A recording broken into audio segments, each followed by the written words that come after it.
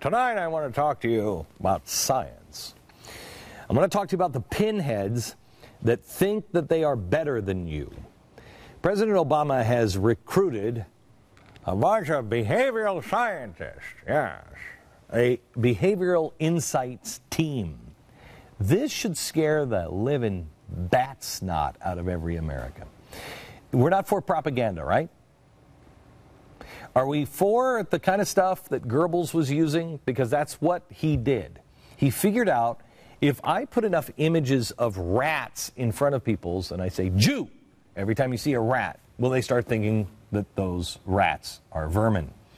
Yes, as it turns out, yes. And so we've always had this understanding in America. We don't do propaganda. We've always been against it. And to have some creepy behavioral scientists standing around in lab coats looking at the American public as rats, that's a problem, at least it used to be. What they try to do is to subtly influence your behavior, to make the government more efficient. That's what the president says. No, to get you to do what the government wants you to do. Behavioral science, its key weapon. The president used it. In fact, he used a consortium of behavioral scientists. Oh. He did that during the 2008 election, and then he used it again in 2012, and nobody said anything about it. Scientists looking at you like a lab rat. Cass Sunstein, this is one of the big problems I have with him. He is the behavioral science mastermind. He wrote about it, how it can be tested on the public in his book, Nudge. This is critical for people to understand. Progressives are not progressive. They're not enlightened. They are early 20th century thinkers.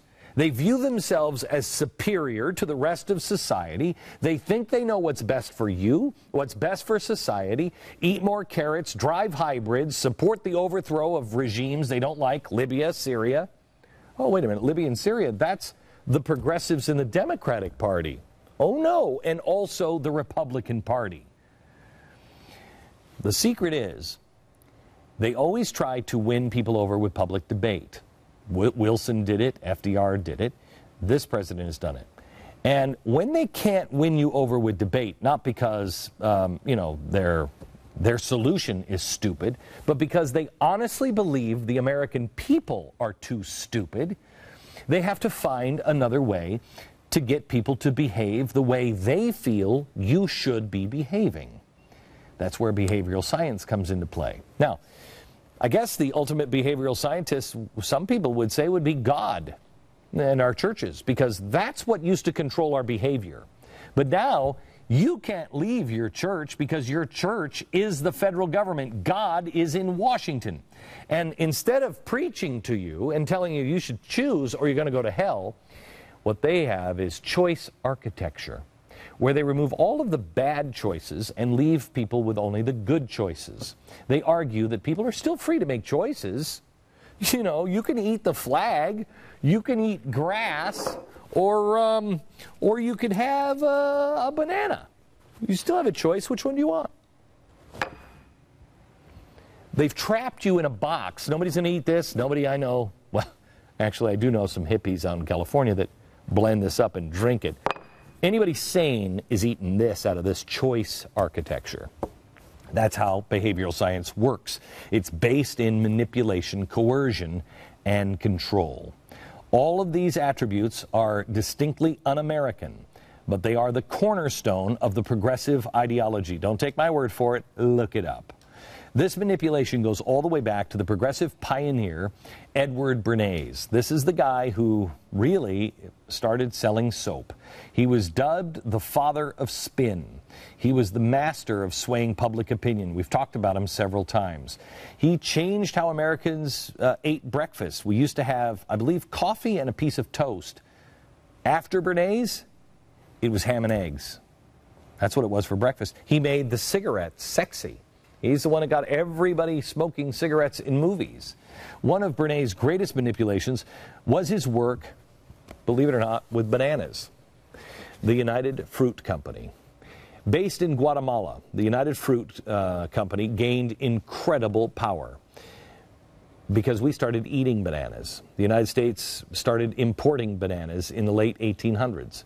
And the United Fruit Company dominated much of the country and portions of almost a dozen countries in the Western Hemisphere due to the power and control of corrupt dictators. And what would happen is these bad dictators would just give the United Fruit Company massive swaths of land as gifts. And then the United Fruit Company, kind of like GE, what GE does today, just does whatever the dictator wants. Unfortunately, the power for the United Fruit Company was challenged in the 1950s, and Guatemala elected a president who promised to take on the fruit producer and reduce their power through land reforms. Now, this threatened these guys, and they turned to an army of one, Edward Bernays. United Fruit brings in Bernays, and he basically understood that what United Fruit Company had to do was change this from being a popularly elected government that was doing some things that were good for the people there into this being very close to the American shore, a threat to American democracy, that it being at a time in the Cold War when Americans responded to issues of the Red Scare and what communism might do. He was trying to transform this, and brilliantly did transform it into an issue of a communist threat very close to our shores, taking United Fruit again as a commercial client out of the picture and making it look like a question of American democracy, American values being threatened. Okay, was that right or wrong? Almost every American would say that's wrong. Tell the truth. Bernays unleashed a propaganda war of epic proportions. He sent reporters to Guatemala on fact-finding missions. He set out to paint the new president as a communist, even though he wasn't a communist.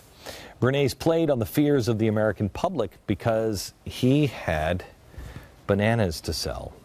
He even created a fake news agency. He also created a fake independent news agency in America called the Middle American Information Bureau. It bombarded the American media with press releases saying that Moscow was planning to use Guatemala as a beachhead to attack America. Okay, not true. Suddenly, the news reports started hitting major American media. Articles began appearing in the New York Times, the New York Herald, the Atlantic Monthly, Time, Newsweek, the New Leader, and other publications, all discussing the growing influence of Guatemala's communists. Really? He also tried to soften the company's image. This is what he did. Señorita Chiquita Banana. I'm a Chiquita Banana and I'm here to say. Bernays wasn't interested in conducting merely a PR war. He was also conducting an actual war, a revolution. Bernays was working to forge a new network of intelligence agents in Central America, expressly to discredit the regime. It led to a successful coup d'etat, which was engineered by the U.S. government and the CIA. You want to know why there's so many communists down in Central America that hate our guts? Because of Edward Bernays. Here's an example of the media barrage and the U.S. engaging. Look at this 1950s newsreel. On the Guatemala-Honduras border, the town of Nueva Octopeque, headquarters of the Guatemala insurgents, is invaded by a plane load of American newsmen, including Al Waldron, movie-toned veteran war photographer. Here to bring the world reliable newsreel reports from this latest global hotspot, his camera catches a press interview with secondary anti-communist liberation leaders, Captain Mendieta and Colonel Lopez, who, with maps, explain how they hope to capture the capital city. Massing for an advance against the communist-dominated forces of President Jacobo Arbenz Guzman, the liberation patriots are well equipped with small arms. Believe it or not, this is why people hate. They hate capitalism, too, because all for the sale of a banana. Many believe the anti-American protests were staged and orchestrated by Bernays himself.